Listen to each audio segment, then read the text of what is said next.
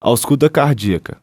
Com o paciente em decúbito dorsal, o examinador deve localizar um pulso de fácil acesso, como radial, e iniciar a ausculta. O examinador deve manter a palpação do pulso periférico durante toda a ausculta. Com o estetoscópio inicialmente sobre o segundo espaço intercostal direito, o médico continua o exame passando minuciosamente pelo segundo espaço intercostal esquerdo, rebordo external esquerdo e região do ápice cardíaco. Devemos nos atentar ao ritmo cardíaco, fonese das bolhas, sons parasitários, intervalo sistólico e diastólico.